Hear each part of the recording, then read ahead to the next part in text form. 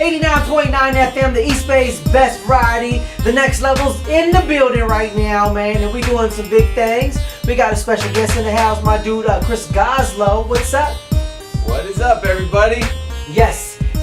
Reintroduce yourself for the new people out there that that don't know who you are. What's up? Okay, well, I'm a longtime friend of the Next Level here, and it's been a while since I've been here, but I used to be here in this area, and we were always hanging out and doing music together, and I was coming by the radio station. And now I'm back. It's been a little while, and it's just great to be back. It's great to be back. Yeah. And real quick, brief. How did you meet me at Chabot College? Because this college is really big. That's right. What was your experiences as meeting the Next Level? Because at this time, I think I was just Alan Samson, and how did you meet him? How did I meet the great Alan Samson? Well, I was in a class at Chabot, and I was taking Pro Tools. And I was learning about Pro Tools and recording and such, and then one morning, there he was, outside of the class, networking and meeting people in the class and getting their emails and such on his phone. And I was just really interested in what he was doing. Like, what is he doing? It was just interesting. So then I just started talking to him, and next thing you know, I was just talking to him about music because I heard he'd done a lot of releasing music. I was just very interested. And I said, "Hey, I'm working on an album too." And so the next thing you know, we're just talking, and then I guess he got to see me playing piano when he brought his keyboard. Like a few weeks later, I brought it to Chabot, and somehow we just hit it off really well. I started recording. I recorded a piano, like some keyboard beat, and we ended up doing our first song with that. Where'd you record it at? I did it right in the cafeteria here at Chabot College. Hey man, I heard the security was tripping though. The security, well, that's what happens. It was just they couldn't handle it. They couldn't take the heat. They couldn't take the momentous occasion, so they had to try to stop it. But no. But it never stopped though. They loved us though. They said they liked it though.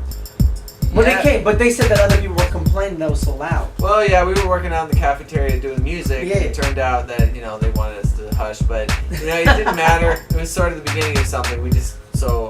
The Next Level and myself just started working a lot at that point. Yeah. And that's how it started. And you have plenty as a working with the Next Level, the brand and all that. You guys have a lot of history as a Tracks with DGX a production team, and got several stuff done in the studio, which I've heard of, and which got stuff you're gonna look for, but that is evolved into something bigger. Okay. Which is what? Tracks with DGX. Tracks with DGX. Yeah, Tracks with DGX. Well, Tracks with DGX. That's our combination. Sort of production team that we had worked on for a while there. Doing beats and making tracks. So I helped with that, laying down the keyboard parts for that. I would come over and we would just stay up. It was like every night I was coming over. But how was the process though? Because adjusting to a process like that, like going through a procedure, like take them into the procedure. Like how was it?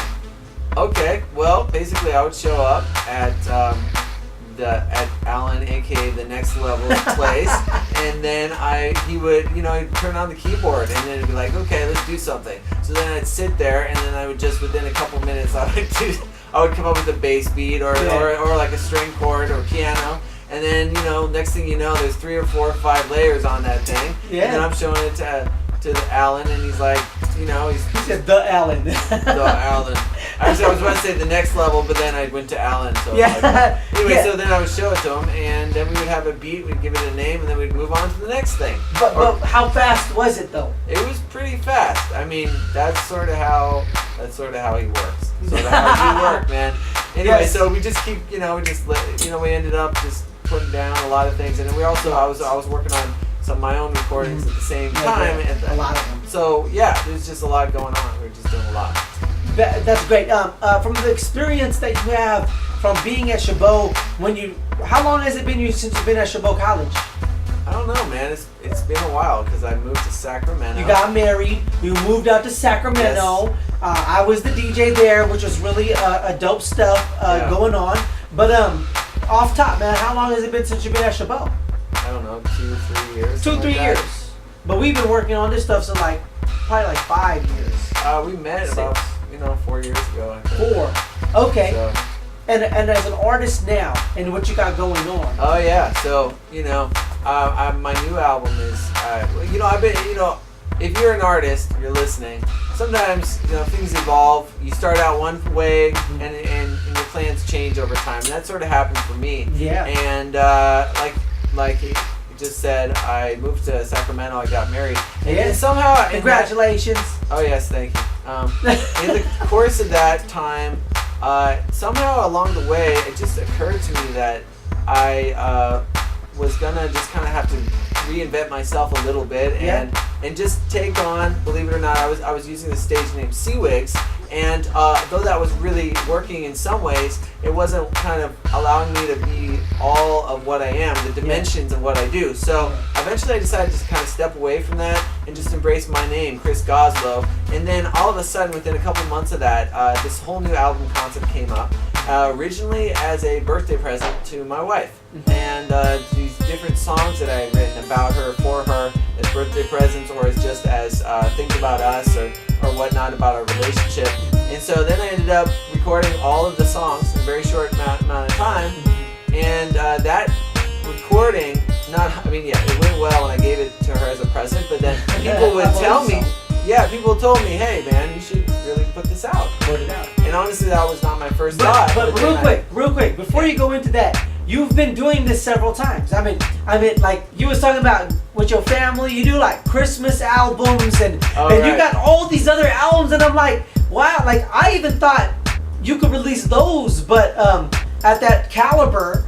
But what made you make that decision to okay, I'm gonna actually release it as an official album now? Well, it felt like the right time, Yeah. It was just instinct and everything. I've been wanting to release an album for a long time, but somehow... I mean, you got several of them out. I mean, he got 3 of them out. Yeah. He got a piano one that just is awesome. The massage one, you listen to them while you get a massage. He always calls it a massage album. I tell you, man. It's a mellow piano album, right? What is the name of it, though? Waterfall. Waterfall, man. I mean, I listen to it and I get a massage to it. But anyways, talk about that real quick. The project. Oh, that Waterfall. album? What's up with that? The project? Yeah, well, that was essentially this collection of piano pieces I wrote a while ago. And then I just knew I was going to put them together and release them as an album. And so I did. And that was sort of happened at the same time as I was working on the songwriting and the hip hop